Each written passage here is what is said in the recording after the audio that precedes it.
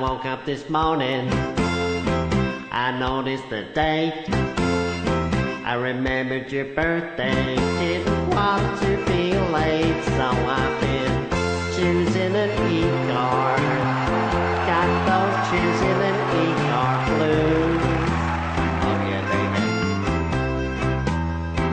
Well, I wanted to say happy birthday, but didn't know which e-car to choose. So I went and chose this one, baby. Happy birthday.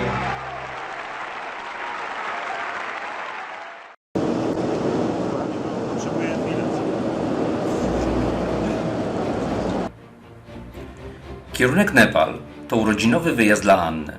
Dlaczego ten kierunek? Bo lubimy góry. A co widać ze szczytów Everestu czy Annapurny? Inne góry do zdobycia. Planowaliśmy już tę podróż w 2015 roku, ale zatrzęsła się ziemia.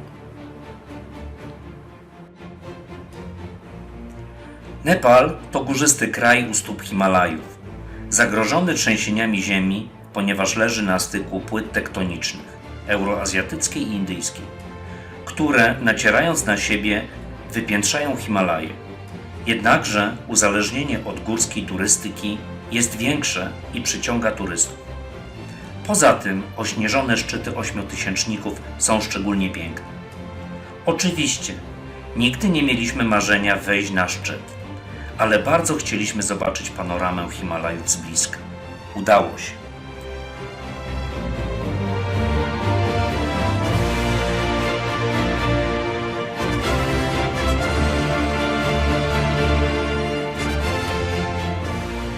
Mount Everest, znany też pod nazwą nepalską Sagarmatha czy Chomolungma, ma wysokość 8849 metrów nad poziomem morza.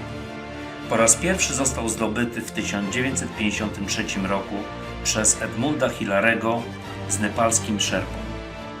Polska ekipa z Wandą Rutkiewicz zdobyła Everest w 1978 roku, a zimowego wejścia dokonano w 1980 roku z ekipą Leszka Cichego i Krzysztofa Wielickiego. Przelot samolotem i widok pasma Himalajów robi wrażenie.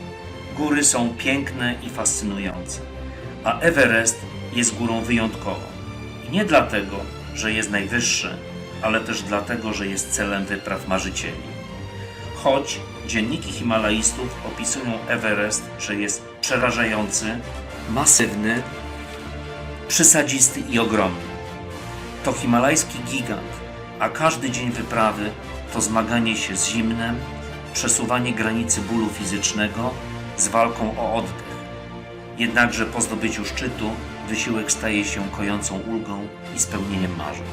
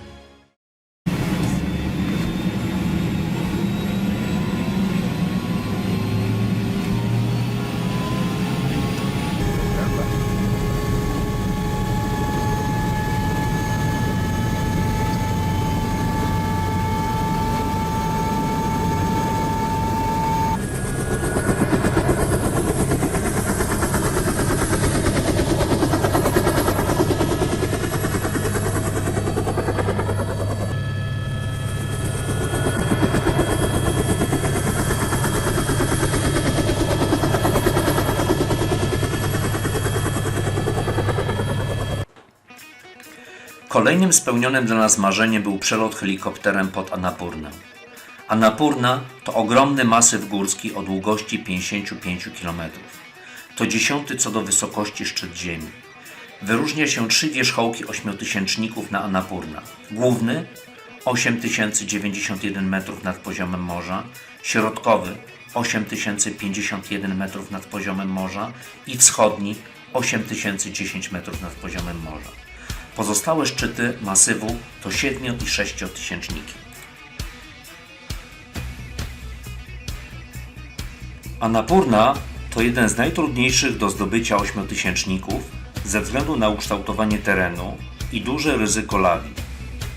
Annapurna ma wiele ludzkich żyć na sumieniu. Ze statystyk do 2015 roku zginęły tam 74 osoby. Nazwa Annapurna pochodzi od imienia hinduskiej bogini mającej moc dostarczania pożywienia. Anna znaczy pożywienie, a Purna to pełna. Razem wypełniona pożywieniem.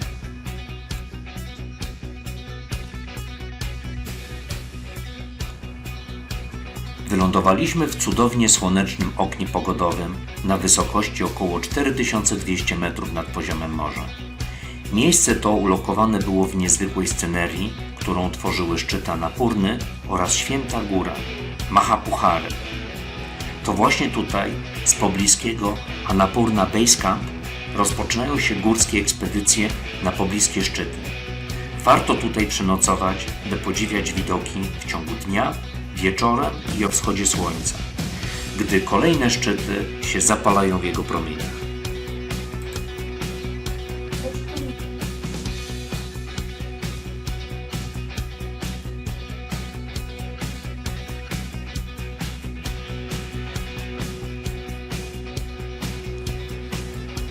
Jeszcze słów kilka o Mahapuchary. To tak zwana święta góra Nepalczyków. Według miejscowych oznacza rybi ogon ze względu na jej kształt. Uznawana jest za świętą górę, na którą nie można się wspinać. Jej szczyt ma 6993 metry nad poziomem morza i oficjalnie nie został zdobyty. W wierzeniach Hindusów na szczycie zamieszkuje jedno z najwyższych bóstw religii – Shiva.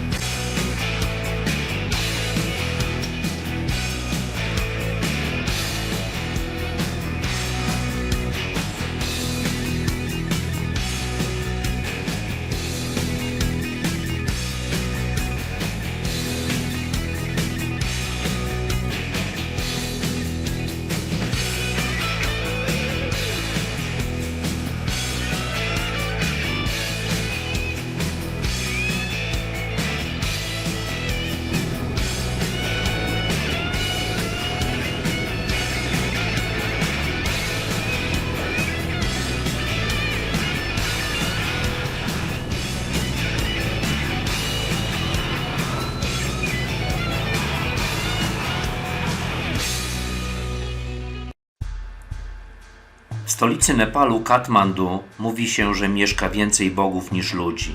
Dlatego są tu tysiące świątyń. I to tu, na placu Durbar, mieszka w swoim pałacu żywa bogini Taledżu, czyli Kumari.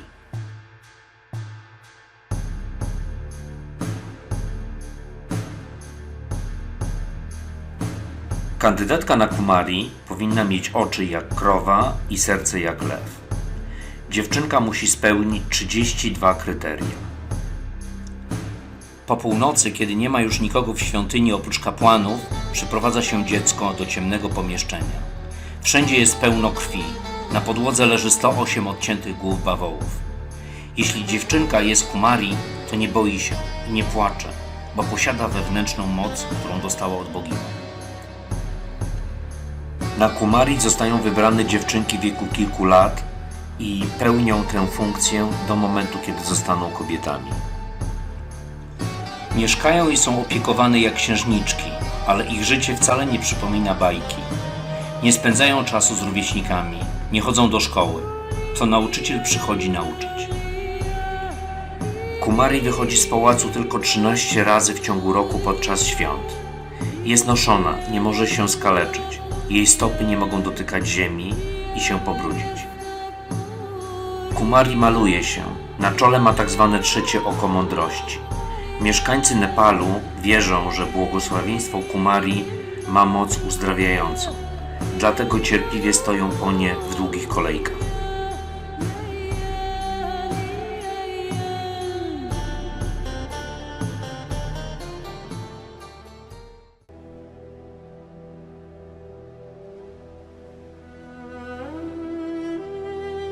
Pashupatnach to hinduistyczny kompleks świątyń nad rzeką Bagmati, uznawany za najważniejszą świątynię boga Siwy w Nepalu.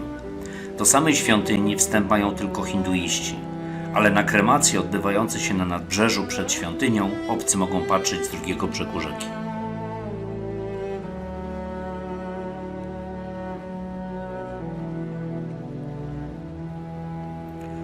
Ciało zmarłego zawija się w całun pogrzebowy, biały dla mężczyzn, pomarańczowy, gdy zmarła kobieta, i układa się na bambusowych noszach.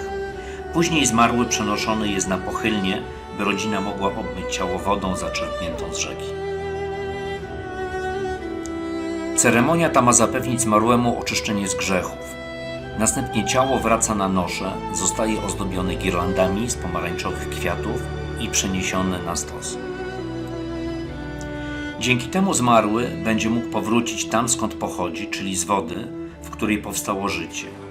Ogień i woda go oczyszczą i odrodzi się w innej postaci.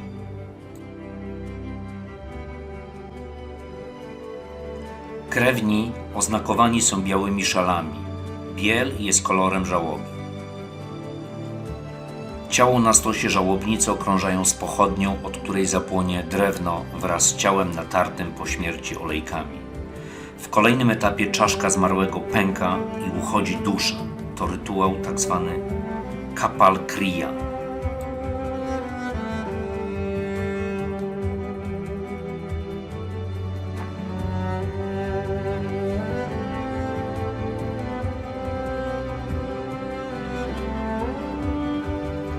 Miejscem kremacji są gaty, czyli kamienne schody. Do palenia ciał służą rozmieszczone co kilkanaście metrów betonowe platformy, z których można zrzucać kwiaty, popioły i niedopalone resztki stosów wprost do wody. Po kremacji członkowie rodziny siadają na drugim brzegu rzeki, jedzą skromny posiłek i puszczają na wodę misy ofiarne z kwiatami, jedzeniem i świecą.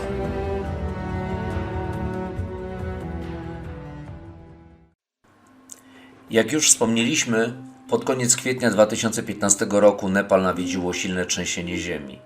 Zginęło wówczas 9000 osób, a stolica Nepalu, Katmandu, Bhaktapur i Patan, które zwiedzaliśmy, uległy zniszczeniu. Do tej pory na każdym kroku widać jego ślady. Na pierwszy rzut oka Katmandu to miasto, z którego powinno się uciekać, ale tak nie jest. Katmandu pomimo wszystko urzeka i fascynuje. Jest w tym mieście coś magicznego. Pełne jest religijnych zabytków, hinduistycznych i buddyjskich świątyń, częściowo już odbudowanych i prezentuje się naprawdę wyjątkowo. Architektura newarska jest piękna, z tymi charakterystycznymi dachami i zdobieniami. Ulice Katmandu są kolorowe i tętnią życiem, a kłęby unoszącego się kurzu mamy wrażenie, że współgrają z zapachem kadzideł. Mimo pierwszego szoku i rozczarowania warto pospacerować po wąskich ulicach, przy których są małe świątynie, kapliczki i tajemnicze posągi. Ludzie codziennie się przy nich modlą i palą kadzidełka. Katmandu to miejsce wielu stóp rozsianych po mieście. Są mniejsze, ale są też te ogromne, otoczone licznymi młynkami modlitewnymi i wiernymi, dla których pobyt tu jest czymś bardziej znaczącym niż dla nas. Oni są tu, by się modlić, my, by zwiedzać. Zatem staramy się nie przeszkadzać, nie niszczyć atmosfery miejsca. Tym bardziej, że ze stóp we wszystkie strony świata spoglądają wszystko widzące oczy Buddy. Koniecznie trzeba odwiedzić też w Katmandu Durbar Square, plac z zabytkowymi świątyniami zgromadzonymi na niewielkiej przestrzeni, wokół których toczy się codzienne życie. Barwny tłum płynie przez plac, modląc się przed posągami bóstw, handlując i odpoczywając w cieniu świątynnych pagód.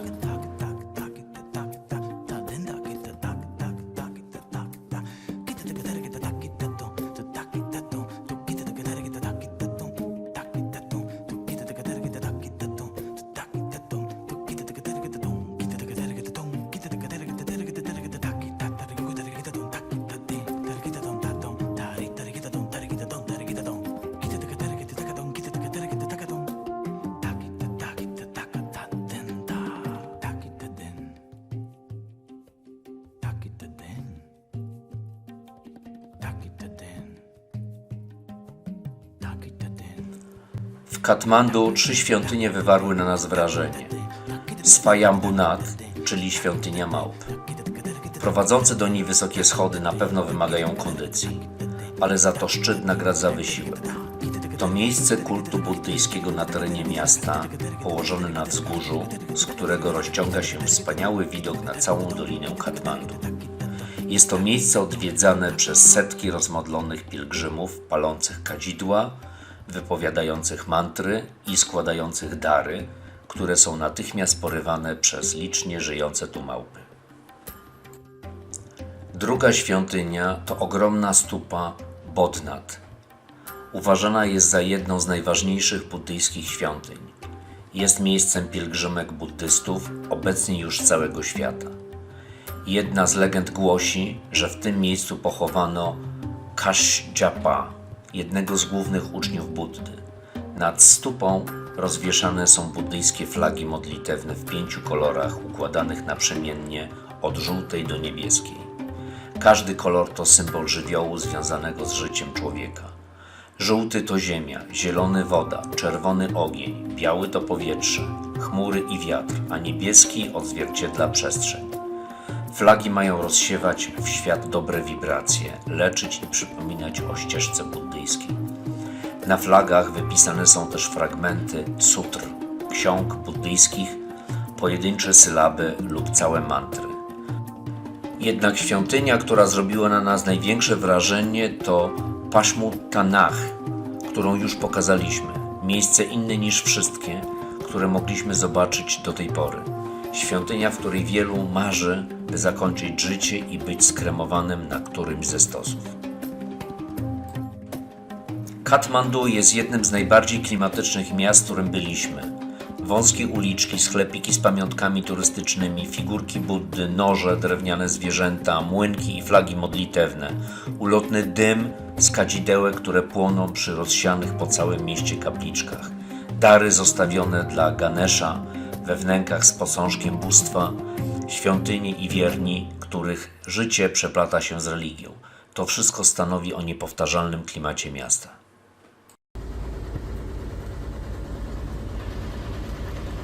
Przejazd z Katmandu do Pokhary trwał około 7 godzin. To miała być malownicza droga, wijąca się po przedgórzach Himalajów z pięknymi górskimi pejzażami. Ale może dopiero za parę lat przejazd tą widokową trasą będzie przyjemniejszy. Niestety obecnie drogi w Nepalu to w większości jeden wielki plac budowy.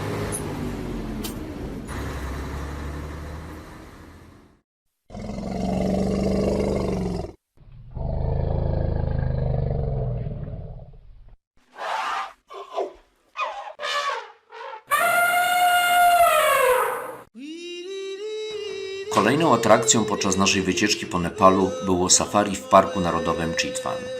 Dzień spędziliśmy ze słoniami. W Nepalu żyje około 250 słoni, w tym część na wolności. Ich naturalnym środowiskiem jest niewielki pas nizin przy granicy z Indiami. Tam ulokowany jest Park Narodowy Chitwan, w którym właśnie odbywają się safari. Jest to idealne miejsce do odpoczynku po zwiedzaniu. Tutaj, wśród dziewiczej przyrody, można wykupić przejażdżkę na słoniu, której raczej w Nepalu już nie polecamy, porównując na przykład do organizacji w Tajlandii. Niemniej w dżungli o poranku było pięknie. Poranna mgła i słońce to dobra kombinacja.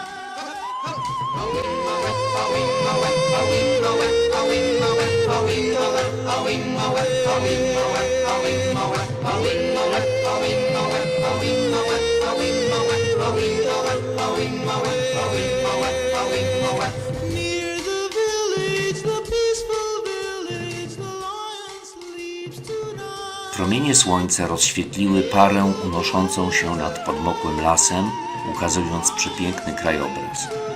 Park Narodowy Chitwan jest schronieniem dla zagrożonych gatunków azjatyckich, takich jak nosorożec indyjski i królewski tygrys bengalski oraz wiele innych zwierząt. Natomiast my podczas tej wycieczki spotkaliśmy lamparta, co ponoć nie zdarza się często. Słonie wydawały niepokojące odgłosy, emocje sięgały zenitu. Kolejną formą zwiedzania Parku Narodowego Chitwan był spływ drewnianymi łódkami rzeką Rapti, podczas którego mogliśmy podziwiać zwierzęta, głównie ptaki i krokodyle. Rzeka płynęła wolno, szerokim korytem, miejscami rozlewając się w obszerne zatoki. Jej spokojny nurt wspaniale nadaje się do spływania wąskimi, wywrotnymi dłubankami. Nasza łódka napędzana drągiem przez jednego Nepalczyka sunęła powoli i bezgłośnie, nie płosząc ptactwa. Tu i ówdzie na brzegu wylegiwały się krokodyle. Trwały w bezruchu, nie bacząc na zbliżanie się łodzi.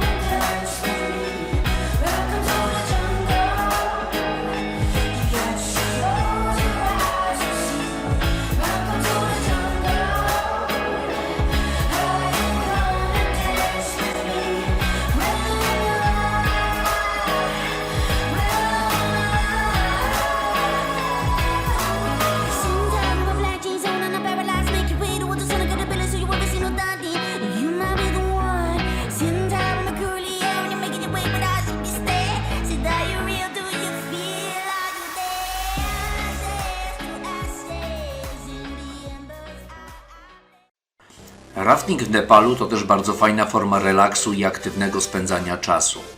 Spływ rzeką Trisuli nie wymagał szczególnych umiejętności technicznych oraz przygotowania. Nasza grupa o wyznaczonej godzinie zebrała się przy brzegu rzeki. W tym miejscu ekipa przygotowała dla nas 8-osobowe pontony do spływu. Każdy z uczestników został wyposażony w kamizelkę ratunkową, kask ochronny i wiosło. Spływ zaczął się od krótkiego szkolenia i nauki postępowania na pontonie.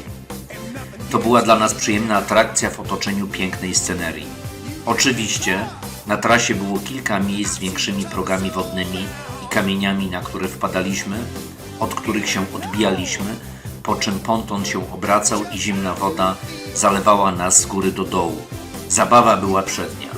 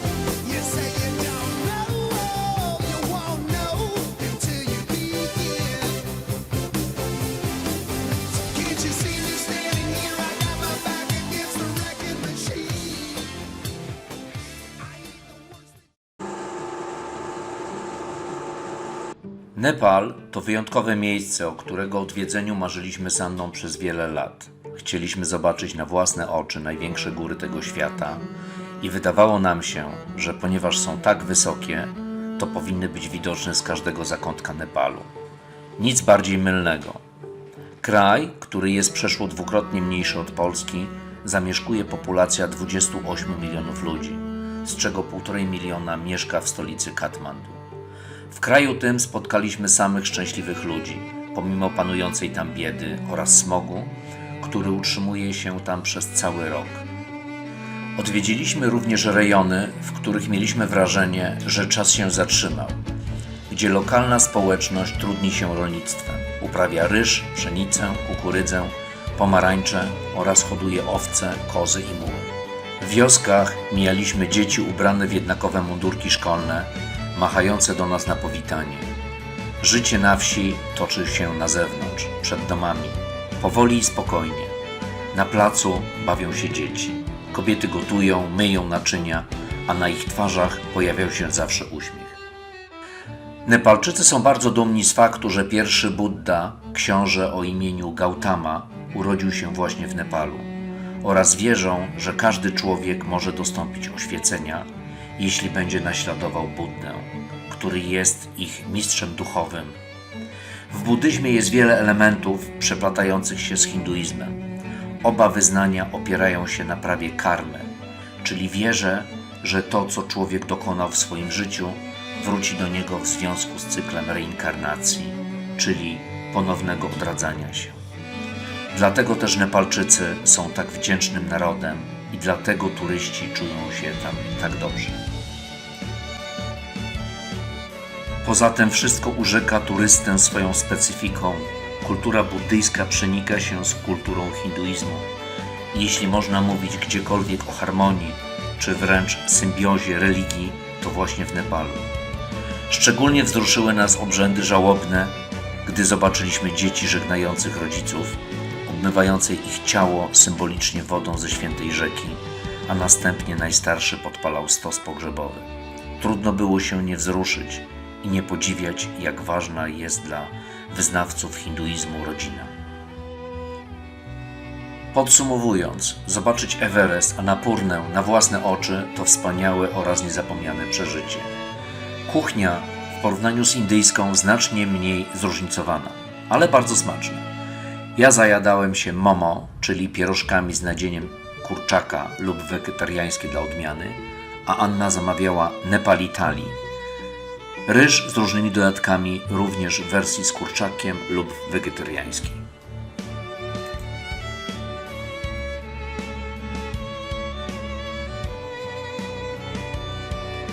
Dziękujemy za uwagę. Anna i Zbysław.